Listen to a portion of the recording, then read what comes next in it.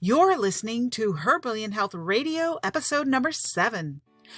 She used to deliver babies, but now she delivers exceptional wellness for women.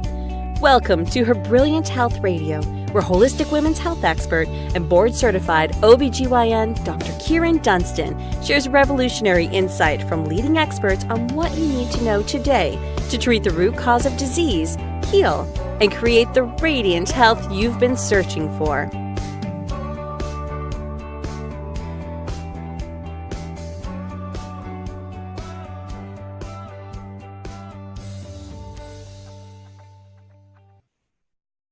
Hi, it's Dr. Kyrin, and we're here for another episode of Her Brilliant Health Radio. Today, please help me welcome my guest, Dr. Heather Paulson. Dr. Heather Paulson is a board-certified naturopathic oncologist, teacher, best-selling author, and speaker. After experiencing cancer with loved ones, Dr. Paulson left her marine biology career for medical school.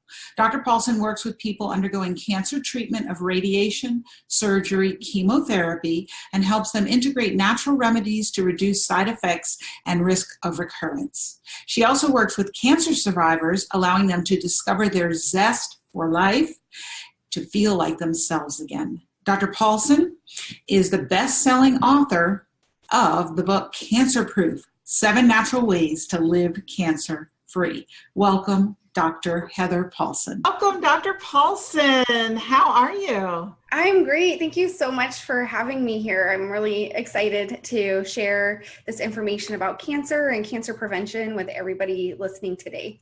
Yes, very excited to have you because cancer is something that everybody wants to know about. And I think that most people know that they can reduce their risk and prevent cancer, but they just don't know what to do. And so I'm really excited to have you on the podcast so we can help women have brilliant health, which means not cancer, and avoiding it. So we will get into that. But first, I'd love for you to tell everyone how you became so passionate about treating cancer naturally. Like many of you listening today, I have had a personal story with cancer, and it first struck my dad, who was diagnosed with colon cancer when I was in undergrad studying marine biology. And during that time, I ended up splitting my time between the marine biology library and reading the research there and the medical library and reading information on my dad's colon cancer and different things that could be done. Like many other people, we were confused as a family as in terms of what could we really do when we talk about prevention or reducing risk of recurrence. There was this desire to say, okay, there should be something we could do with our diet. There should be something we could do with natural medicine to prevent cancer from coming back. But every time my dad asked his oncologist about this, they said, oh, just eat whatever you want, do whatever you want. And we know now that there's so much data on diet and reducing risk of colon cancer recurrence that I don't think his oncologist would say the same things today, but this was almost 20 years ago. 20 years ago that this conversation was happening. And we felt lost. We felt confused as a family. And it was in my last year of undergrad that my dad's cancer had returned for the 5th and final time. He was able to come to my graduation, which was a huge life milestone that he was aiming for. And when I was working for the National Park Service doing habitat restoration is when he died of colon cancer. And I spent a lot of time thinking about cancer and how we pluck it out and it comes back, and then we apply weed killer to it, which is like chemotherapy and radiation, and it comes back. And of course I was in the redwood forest pulling out non-native plant species, thinking about how there's this commonality between cancer cells and non-native plants in the redwood forest. And in cancer cells, we tended to just remove the cancer and not put anything back into the soil of our body. And if you do that in a national park, if you don't change the soil, if you don't change the habitat, then those non-native plants are going to come right back. And it was amazing to me that this connection has not really, to this day, is still not really well understood in oncology, of how we can change our physical soil of our bodies to really resist cancer cells regrowing in our system. So I came across this term naturopathic medicine while I was sitting with my dad during literally his last 3 days on the planet. And I was like, that's what we've been asking about. That's what we've been looking for. And I shifted my career from becoming and being a marine biologist to studying naturopathic oncology. Wonderful. I love to hear the story of how people got to their current profession and passion. And I'm sorry about your dad. And I had a similar experience. My father passed away from cancer. He had a glioblastoma multiforme.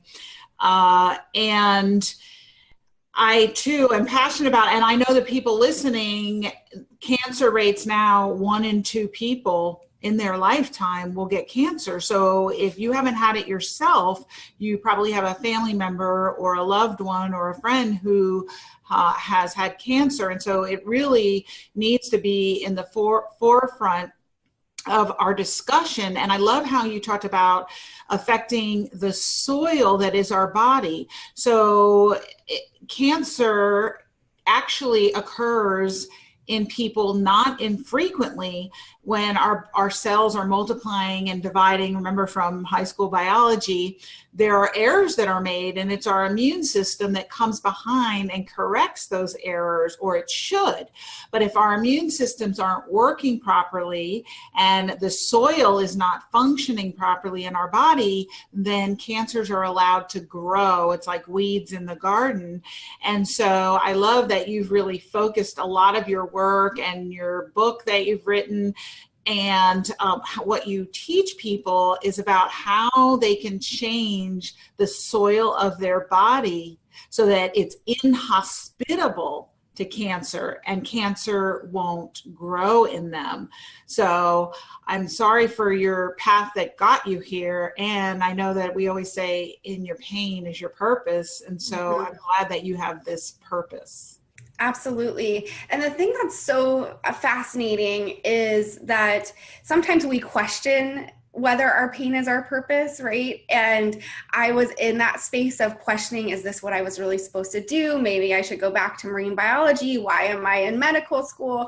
And then my husband got diagnosed with lymphoma, and I was like, boom, there's no straying from this path. Like this is the path, because as you said, 1 in 2 people are being impacted by cancer, and it's happening at younger and younger ages.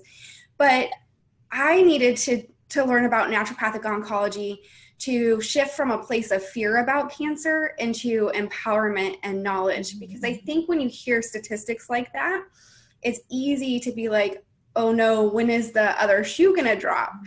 And I could definitely live from that space. My dad had a genetic familial type of colon cancer, and I could definitely live from this space of fear, or I can get the knowledge that I need and move forward to this healthy, brilliant, bright life that you're sharing with everybody. And I love that you mentioned about that your dad had a familial type of colon cancer. So let's get right into that, because a lot of people are aware of the genetic component of cancer. And so you talk in your book about some tests they may want to have done, genetic and otherwise. But could you talk a little bit more about specifically what it was that your dad had that was genetic, and how people can get tested and what you would recommend? Absolutely. So a lot of times when we think about genetically based tumors, the first thing that comes to mind is breast cancer. A lot of us are familiar with BRCA1 and 2 mutations, and we've seen celebrities get mastectomies because of BRCA1 and 2 mutations, and it's very well talked about in the media. But there's other types of genetic cancers, and colon cancer is one of them. So my dad was part of a study at UCLA that helped define what Lynch syndrome was and Lynch syndrome genes, and exactly how to identify those genes in a broader population of people. So that is part of my familial history. But only 5% of cancers are due to familial gene mutations from this kind of inherited cancer risk. So it's important to know that while there are these genes out there and you can get tested, your primary care doctor, your local hospital might have a genetic counselor. So if you have a rich family history of cancer, you can go in and speak with them and see if you're a candidate for these genetic tests or not. But with most tumors, they're not related to our family. They're not genetic in nature, but we have these other gene mutations in our body that we acquire over time or that are passed down to us because our great-grandparents smoked. And even though that never affected them, it affected the genes that are passed down. And for those kinds of genetic mutations, I like to use some over-the-counter kind of testing that you can get. Now you can get it at CVS and Target, anywhere. You can get like 23andMe testing, or there's other gene tests where a lot of the information on their websites that you get regarding your health is probably not that useful, but you get all this raw data, all this raw information from those. And if you work with the right practitioner, they can help you define some of your genetic mutations and what kind of cancer that might put you at risk for. So I look a lot for how people are metabolizing estrogens and if they have any mutations with that, because that can put women at risk for breast cancer. I look at some of the gene mutations for glutathione, because some of us don't make glutathione that well, and that puts us at risk for some environmentally influenced kind of cancer. So when you're working in a factory and you're saying, why did this person get cancer and this other person didn't, could have something to do with that. And then I also like to look at how people are methylating, because we know that these methyl factors, as you had mentioned, is part of the DNA repair. And if we're not repairing DNA properly, then that leads to more and more abnormal cell growth. So that's a way to look at your genes that are connected to cancer, but not connected necessarily to a familial history of cancer. Right. So I just want to emphasize a few things that you shared for everybody listening, that although people worry, I think a little exorbitantly, about genetic cancer, the majority of cancer occurs in people who have no family history. So those people more often have environmental insults that contribute to the cancer. So the aspect for people to really get is that a lot of your risk is under your control. So I don't like people to go down that rabbit hole of, oh my gosh, this one had cancer in my family, that one had cancer, I'm going to get cancer. It's typically not that way. The majority of people who get cancer don't have family history, but they have environmental factors. And so we can make it a little actionable for people listening, and they're thinking, well, I'm proactive about my health, and I like to know whatever it is to know, there is to know, so that I can make good choices. Would you suggest that they have a 23andMe done? And a second part to that question would be, some of these issues that you talked about, like the methylation or the glutathione, like the GST, and some of these testing, can they get that at their regular doctor? And if not, where can they go to get this kind of specialized testing? So long question, but I want people to know what they can do. Yeah, so like I said, you can get this information from something like 23andMe, but it's not obvious in their website. If you're just reading your health data on their website, you have to download your raw data. And if you just Google 23andMe raw data on their own website in their help section, they have information on how you can access this information. For the most part, your regular physician is not looking at this kind of information and is not ordering it. Sometimes if you work with a functional medicine doctor or a naturopathic doctor, they have some test kits that they can send you that might give a little bit more information on what you're processing and how your genes are working. Might be a little bit more valuable than 23andMe, but overall, for the ease of use for my patients, I say just go to the drugstore, pick up the 23andMe test and send it in, and we'll discern what's happening in the raw data. So there's websites that help you transfer that raw data into usable information. And that there's thousands of genes that are tested in that test kit. Okay, great. And let's talk about the part that we have control over, because we don't have any control over our genes that we inherited from our parents, but we have so much control over our environmental inputs that influence cancer. So what would you say is the number one environmental input that people should focus on if they're trying to prevent cancer? There's a couple of things that have been looked at, because when we say cancer prevention can reduce your risk of cancer, there's some studies that cite that upwards of 70% of cancers can be prevented through the right lifestyle changes. And the main lifestyle changes that have been studied in the research are to make sure you're not smoking. So that's sometimes easier said than done, but hopefully if you're listening to the show, you're not smoking, or you have some motivation to create and participate in a smoking cessation program, to make sure that you're a normal body weight as much as possible. And then studies have also shown as long as you're not gaining weight, that's also preventative against cancer. So you're not gaining any new weight. So if you're looking in the mirror and you're feeling like, oh, there's no way I'm going to hit that ideal optimal BMI, as long as you're not gaining new weight, that's really important. And then exercise. Exercising has been shown to be one of the main things that can help prevent cancer. And they recommend in the research about 150 to 170 minutes per week.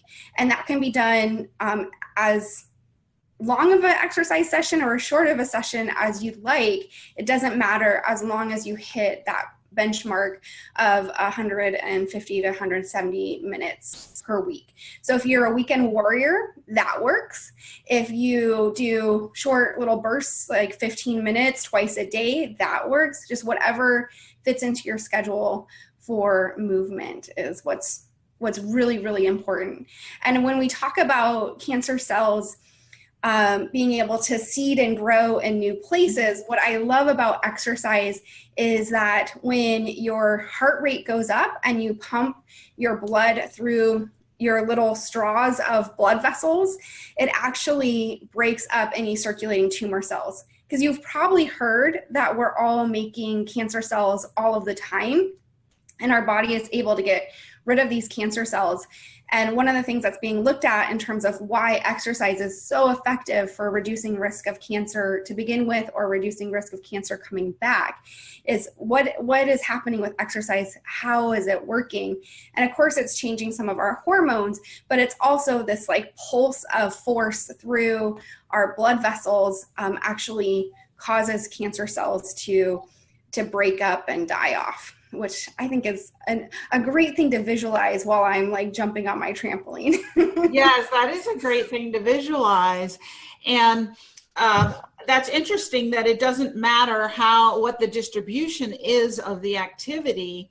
I do want to just make sure everybody listening is aware that that's for cancer prevention, not necessarily cardiovascular status improvement or for weight maintenance or some of the other health benefits of exercise. So if you want to get the cancer preventative benefits as well as the other health benefits of exercise, you may want to distribute that more evenly throughout the week rather than just on the weekend. And I do want to also clarify, so in the studies, it was aerobic type exercise, so heart rate in a certain zone for that period of time. Isn't that correct? Actually, it's, I have a chapter on exercise in my book, Cancer Proof, but there was all kinds of different exercise looked at, because I thought when I first started reading some of the studies on exercise and cancer over a decade ago, I thought, yeah, it had to be probably this aerobic type of exercise, high heart rate, but the studies have looked at actually weightlifting and weightlifting reducing cancer growth. So also doing HIIT exercises, so the high intensity exercises where you do interval training, right? And also ballroom dancing and yoga. So you get to pick what feeds you and what you're drawn to. Even triathlons were studied to look at reducing risk of recurrence in women who did triathlons after their breast cancer. So it really doesn't matter. You could go for a hike, you can walk on a treadmill, you can walk around the block, you can run a half marathon. It's really up to you. You can take a relaxing yoga class. Any of it for cancer prevention purposes will reduce your risk of cancer. Wonderful. So just get moving is the take home. Get moving however you like to move. And then how about diet? What can you do with your diet? There's a lot that we can do in terms of our food and using food as medicine, because I do like us to move away from food as just something that we reach for mindlessly and really think of how it's truly one of the vehicles of medicine into our body. And if we're eating the right foods, we can usually get what we need and reduce some of our supplements and reduce some of the things that we take outside of in capsule form.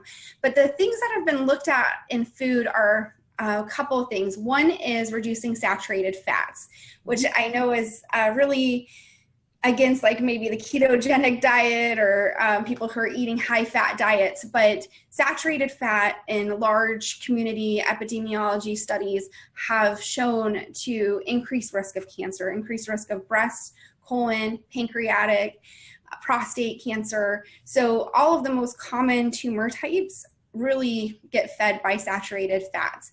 However, plant fats don't tend to increase risk of cancer. So if you're going to focus on eating a high fat diet, you want to make sure you're focusing more on plant fats than animal fats. So one of my friends took a picture of, she's like more ketogenic, and she took a picture of her salad with butter on top. And I was like, oh, that's interesting. That's one way to eat. But like you said, I have like blinders on. My life is really about cancer prevention. And so that might be good for some other type of health condition. Right. And my blinders are on cancer prevention. And I was just like, oh, that's a lot of saturated fat, and that increases risk of cancer. So anything that I'm saying about diet is really focused on cancer prevention and may or may not apply to you listening today, but definitely discuss it with your healthcare team. So saturated fats, that's part of it. And then eating a lot of fruits and vegetables. A lot of times people hear that sugar feeds cancer and they get kind of stressed out by that, especially when you're already eating a low sugar diet and you might be craving some fruits. And so they come to me and they say, can I eat fruit? Can I eat honey? Can I do this? Can I do that? And the research studies show that you can eat fruit, and as you can eat as much fruit and vegetables in combination as you'd like. And the studies are really on fruit and vegetables. So when we say 5 to 9 servings of fruit and vegetables, it includes both. But you don't want to eat too much sugar in your diet. So just make sure you're working with somebody that's checking your blood sugar levels. If you are eating a lot of fruit, you want to make sure that's not impacting your blood glucose or insulin levels. But overall, you should be fine with eating fruit and vegetables. And that just adds a lot of polyphenols, a lot of chemicals that help you metabolize your hormones better and help block tumor growth. So there's a lot of chemicals in there that we could kind of get nerdy about, but I'll let us see if we go in that direction. And then I also like to encourage my patients to get things that are rich in fiber. So studies show that eating 30 to 40 grams of fiber per day reduces risk of many types of cancer, including breast cancer and colon cancer. And if you've read your fiber labels on your products that you're eating, you might be surprised at how little fiber you're getting per day. Even a cup of beans, because I kind of, when I first heard the study, they actually, when they increased it to 40 grams, and I heard a researcher speak at a conference and he said he likes around 60 grams. I was like, oh my gosh, how is anybody gonna eat that much fiber in their diet? And I started flipping my nutritional labels and reading everything to see how much fiber it had. And so your best sources of fiber are eating beans, eating whole grains, and eating more fibrous vegetables like broccoli is really high in fiber. So those are some of the things to focus on that are pretty simple in your diet. Just increase your fiber, eat lots of fruits and vegetables, and veer towards less animal fats and more vegetable-based fats. Great. These are wonderful, actionable tips. So saturated fat is animal fat. And so with the advent of butter coffee, why not butter on salad? I mean, some of those creamy dressings are really just butter. So just put the butter on the salad, right? And so I agree with you, though, that the saturated fat, decreasing that. So your healthy fats are going to be your avocado, your nuts and your seeds, things like that. Those are your healthy fats. And the fiber, I think I read somewhere that the average American gets less than 20 grams of fiber a day, but really you need to be way up high, and some even say 60. And some people will need to take a fiber supplement to get up that high, but it's important because it kind of has this cleansing effect in the colon, and a lot of the items that we detox in our body, particularly our hormones, are detoxed through the liver into the gastrointestinal tract. And if they don't have the fiber to bind them in there and hold them in there till they go out in the toilet, then you actually reabsorb them, and you can get these very high levels of these toxic hormones. So just wanting people to kind of have an idea of why these things are important, and not just because I told you so, but because this is how the body works. And so we want to get that stuff out. So fiber, healthy fats, and the sugar. I do just want to help people visualize that. And your regular doctor can easily check your hemoglobin A1C, your fasting glucose level, your fasting insulin, and compare them to quote unquote normal, which I talk about in a video, the difference between optimal and normal. So they may tell you your sugar's okay, and it might be actually not quite optimal, but it can be normal. So just for people watching, you want your fasting glucose to be less than 85 to be optimal, and your A1C to be less than 5 or 5.2, and your insulin to be 8 or less. So just so you know, you have a ballpark, that's your goal. So these are all great tips for diet. So what are some other things that people can do to prevent cancer in their lives? The other thing that I think is really important and probably under discussed is adding meaning to your life and having meaningful practices, whether they be going to church or meditation or volunteering. These kinds of practices have been shown to improve longevity with or without cancer. So just people who have these kind of practices, they live longer, they live healthier, they're overall happier. And it's something that's being researched right now in cancer research in terms of volunteerism and meditation for reducing risk of recurrence if you've already had cancer. So sometimes I just like to look at the reducing risk of recurrence information and say, if it prevents cancer from coming back when you've already had it, then certainly it plays a role in reducing your risk of ever having cancer in the first place. So there's so much that meditation does, and I know you love to talk about meditation too, but meditation, it changes your immune system, it can change your hormones, it can help reduce circulating tumor cells possibly, and there's even guided meditations that have been studied for improving surgical outcomes and reducing risk of infection and inflammation with surgery. So there's a lot of ways that we use meditation throughout somebody's journey with cancer, but I think it can be a really powerful tool for cancer prevention as well. Wonderful. So I love what you're sharing is that it's not just about this, what we can see, feel, touch, taste, whatever, smell. It has to do with our thoughts. And this is what I love to talk to people about with their weight also.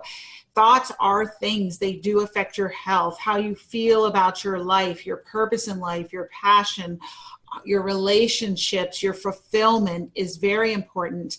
And just once again, meditation is scientifically proven to help with many health issues, including what Dr. Paulson is talking about. So it's not some woo-woo thing out there. It's a health tool that if you're not using is actually something you could start today for free and download one of my favorite apps. I'm sure you know it too, the Insight Timer app.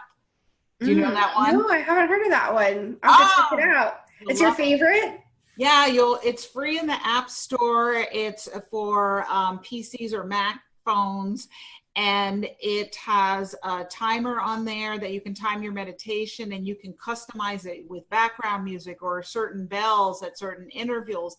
And then they have thousands of meditations for free that people have recorded from all over the world that you can listen to from all walks of life. I mean, it's amazing. And I recommend it to all my patients that I work with.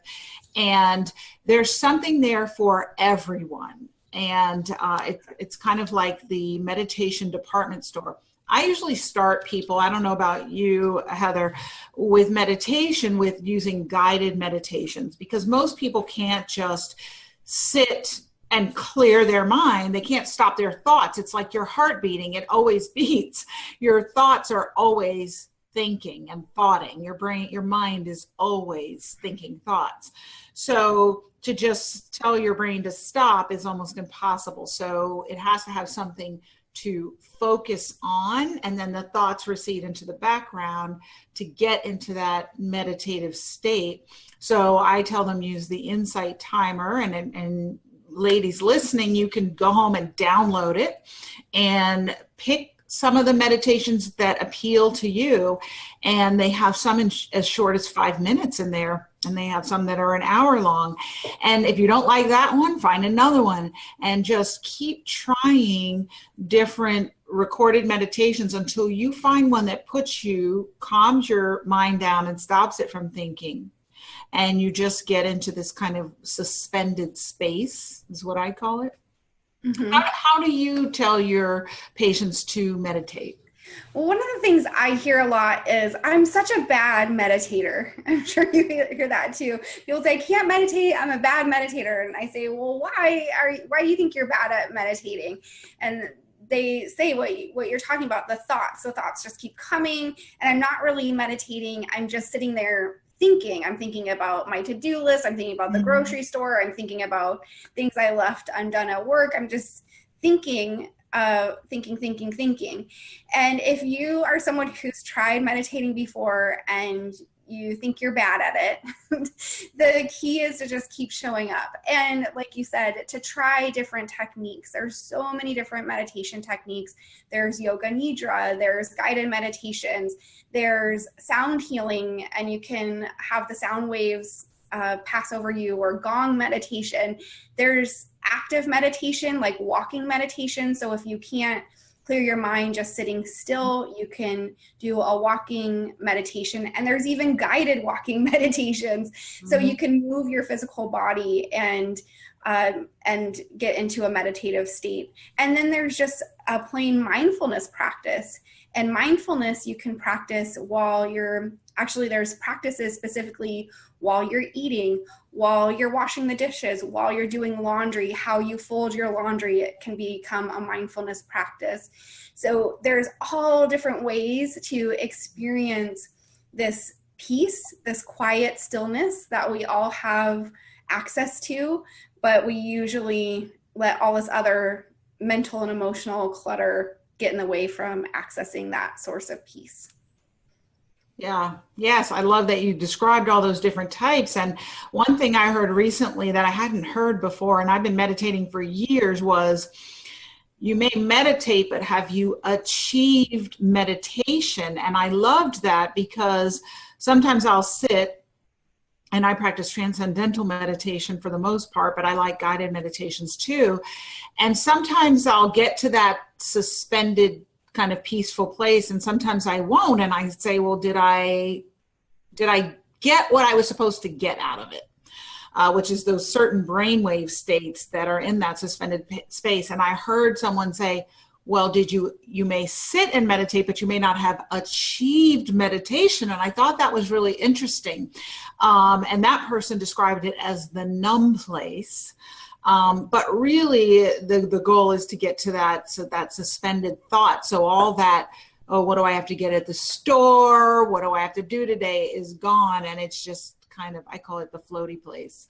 I like that. The floaty place. I love when I get to the floaty place. I have a great day when I get to the floaty place.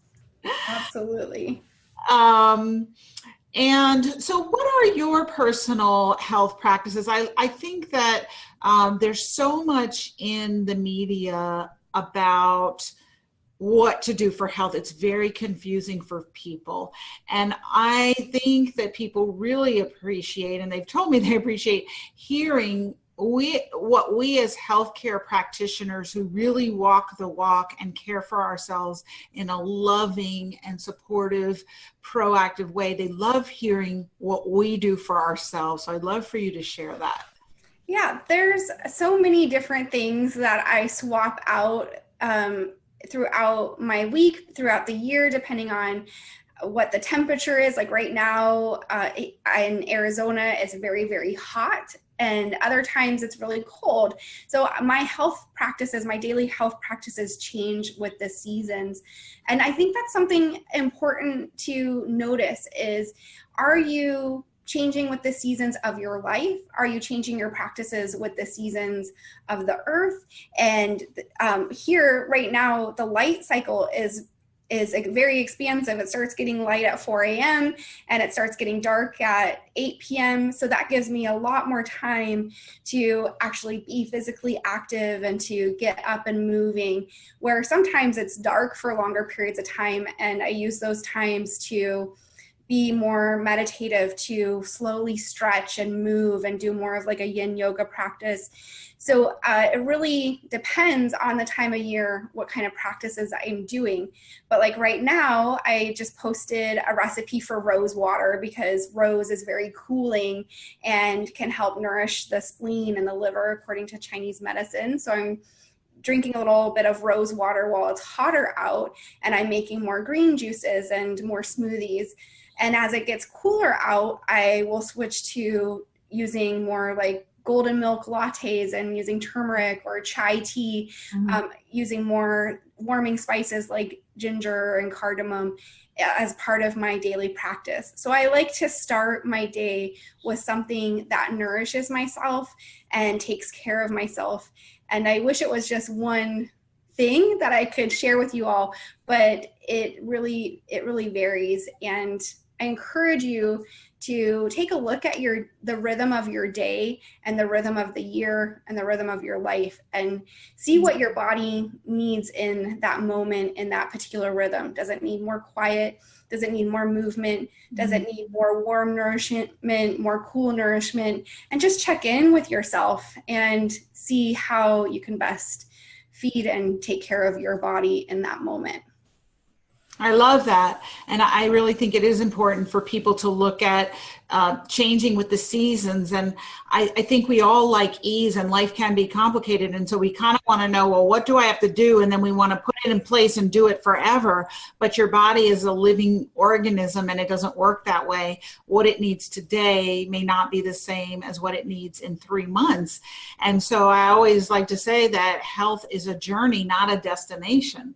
And so constantly tweaking and really being mindful of, where am I with my health today? What am I needing today? What is my soul needing? What is my body needing? And what is my mind needing? And how do I give it that? And so I know that you're probably this way from my observation, similar to what I am as a practitioner. My goal is to educate people about their own health so that they can navigate the journey on an ongoing basis. And you don't strike me as the kind of doctor either who tells people, do this because I said so and do it forever. It's more educating about who they are. And so I want everybody listening to really get that there is no one answer. And just because Dr. Heather may do something doesn't mean it's right for you, or I may do it doesn't mean it's right for you. So as much as you can, educate yourself so that you can navigate. And I loved the summit that you did, the Science and Soul of Healing. Can people still access that? They can, and we're going to be redoing it. We're using some of the same lectures and some new lectures in this coming October of 2018. So yeah, I love this connection that we're talking about, is that there is this awareness outside of ourselves and within ourselves, where when we have these moments of quiet, or when you eat a relatively clean diet, you will be guided towards things that can influence your health that might surprise you. Yes, that is so true. And for people listening who may actually be suffering with cancer right now, or they have a loved one who's going through it, maybe they just got a diagnosis, can you talk a little bit about what your process is with someone who has active cancer, how you work with them, and what kinds of adjuvant natural treatments you recommend, things like that? Absolutely. So as a naturopathic oncologist, I mostly work in an integrative setting. So I support people's bodies through chemo, radiation, and surgery using natural therapies alongside those conventional treatments to reduce side effects and protect our healthy cells. But also I work with people who are interested in preventing cancer based on a family history or particular environmental exposures. And if you are done with treatments and you're now thriving or surviving after cancer, then we look at how to help your body regain health and maintain a life that's cancer-free. So that is a little bit about how I work with people. And as a naturopath, we use things like diet. I'm trained in acupuncture. I'm trained in herbs and botanical medicine. We use supplements. Really, whatever is considered functional medicine and natural medicine are things that I implement in my practice with people. And then we like to layer on that science and soul of healing piece of using energy medicine, meditation, and I'm a pranic healer, and I teach pranic healing. And also I've studied with a Cherokee medicine man and done a lot of study into, like, I'm currently diving into Tibetan medicine. So any kind of traditional healing methods, I like to talk about that with my patients who are getting stuck, and we're trying to kind of get to the bottom of why they're not experiencing health. Oh, I love that you incorporate so many modalities. And I love that you mentioned pranic healing. Can you tell people what that is? A lot of people are not familiar with that. Talk a little bit about that. Absolutely. So pranic healing is a type of energy medicine system that is a no-touch energy system and uses prana, which is also known as chi or life force, to help heal the body. And what I love about pranic healing is that it can be used on yourself. You can use it on somebody else. It can be part of a daily practice for just kind of clearing out your energy body, because we have these different layers of ourselves. So a lot of times we focus on our physical body and our muscles and our bones and that part of our physical body. But there's studies now that confirm we do have an aura. We have this electromagnetic field, this pulse that goes out from our physical body to about 4 feet to 6 feet around us. And that magnetic field gets shifted by our entire day, what kind of spaces we walked into, what kind of practices we did, what kind of thoughts that we had. And pranic healing helps clear that energetic space around your body so that you can see more clearly, you can function more peacefully, reduce stress, and experience better health. Wonderful. And so what would be just a quick pranic technique that you could share with everybody that they could do today just to experience what it's like? One thing that I like about pranic healing is they talk a lot about energy hygiene and keeping ourselves clean from our internal and external environment. So one thing that you can do to help clear the aura or that electromagnetic field around your body is to take a salt bath or to use a salt scrub in your shower. And it's recommended to add some essential oils like lavender into that bath or tea tree, depending on what you're hoping to achieve. And that can help, as my teacher puts it, helps scrub the window. So if we think of this electromagnetic field, this aura, as our windshield that we're viewing everything through, you can view it through a dirty windshield that's just taken a road trip and has a bunch of gunk, dust, and bugs and stuff on it. Or you can view it from a nice clean windshield. And we have better perception and better health the cleaner our windshield is, just like we drive more easily when our windshield is clean. So taking a salt bath is just one of the ways to clean that windshield. I love that analogy. It's the windshield that we see through. I've never heard that, but that's a beautiful way to describe the auric field. That's our windshield of life. So that's beautiful. I know that you have a gift for everybody that they can go to your website and download. We'll put the link below so that they can download, and it's about living a great cancer-free life, right? Yes, it's the 5 steps that we talked about today, plus, we talked about 4 of the 5 steps today. So there's a 5th one in there that you can learn more about in terms of thinking green and reducing toxins in your body and in your home. But it's called Living a Great Life, because I think that is something that we're all striving for, and it has some recipes and different information in there. And I would just love to connect with you if you are drawn in your heart to learn more about cancer prevention or reducing risk of recurrence, or even the science and soul of healing, meditation practices, and this side of healing your body. I'm really looking forward to connecting with you. Yes, go to Dr. Paulson's website. We'll put the link for the free gift, but definitely connect with her because she's going to be relaunching, like she said, her Science and Soul of Healing Summit, which is an awesome summit in the fall. And so there are lots of great speakers, especially if you're interested in this whole aspect of medicine as not just drugs and surgery, but natural treatments and healing more than just the physical, but this kind of auric field and what I call our energy body. So you can learn more there.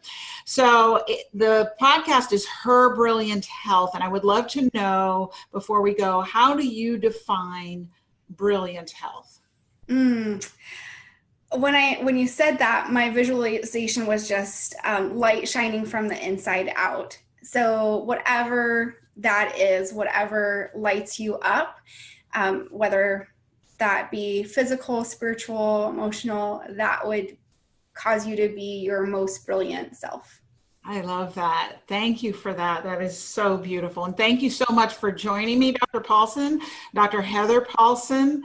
Bless you. And thank you for sharing yourself. Thank you for the work that you do in this life. And thank you for all the people that you've helped today with the information that you've shared. Many blessings. Thank you. Thank you for joining me for this episode of Her Brilliant Health Radio. Hopefully you're inspired to take action on some new information you received today, a step towards the bountiful, blissful, beautiful vitality that you deserve. If you have health topics and questions you'd like addressed, please message me on my Facebook page or visit KyrinDunstonMD.com and let me know. I'd love to help. Remember to share this podcast on social media and send it to your friends and family who could benefit from it too.